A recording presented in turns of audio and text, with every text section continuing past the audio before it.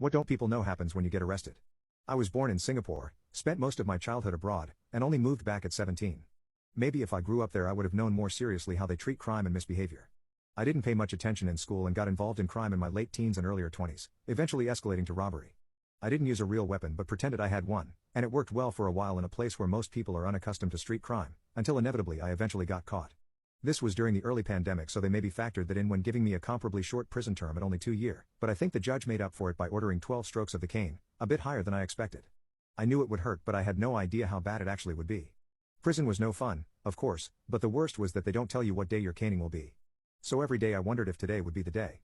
I started to get very anxious after hearing a couple other prisoners say how serious it is. They left me in that suspense for the first 14 months of my sentence or so until I began to try to hope, after hundreds of false alarms of guards walking by the cell for some other purpose, that maybe they'd forget or something and it would never happen. But nope, finally I was told that today's the day. I had to submit for a medical exam and a doctor certified that I was fit to receive my punishment. My heart was racing all morning, and finally I was led away to be caned. It's done in private, outside the sight of any other prisoners. It's not supposed to be a public humiliation event like in Sharia, the punishment rather comes from the pain. I had to remove my clothes and was strapped down to the device to hold me in place for the caning. There was a doctor there and some officers worked to set up some protection over my back so that only my buttocks was exposed. I had to thank the caning officers for carrying out my sentence to teach me a lesson. I tried to psych myself up thinking, okay, it's 12 strokes, I can do this. But finally the first stroke came. I remember the noise of it was so loud and then the pain was so shocking and intense, I cried out in shock and agony. I tried then to get away but I couldn't move. By the third stroke I could barely think straight. I remember feeling like my brain was on fire and the pain was all over my body, not just on the buttocks. I think I was crying but things become blurry after that in my memory. I remember the doctor checking to see if I was still fit for caning at one point and giving the go-ahead to continue. After the 12th stroke they released me but I couldn't move. 2 officers had to help me hobble off.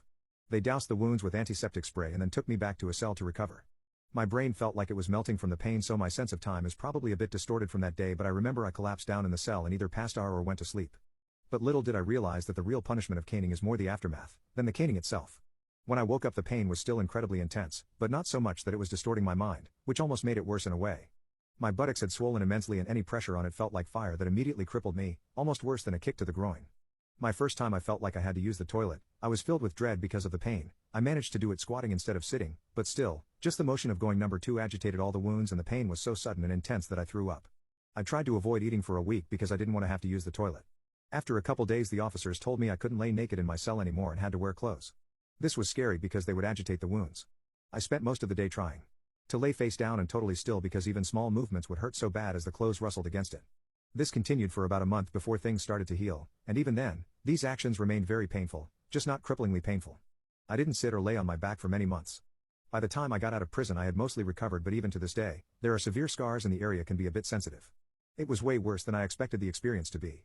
I know it's my fault, but I do wish my parents had warned me more about the seriousness of justice here when we moved back, though I know I wouldn't have listened as a stupid teen. Thankfully they were supportive when I got out and I'm getting back on my feet, literally and metaphorically. Earlier today Ann trashed me for what I said. She said that I should have kept that to myself and I was a scumbag for basically telling Pam she can be replaced. Pam still won't speak to me and everything is really tense around the house.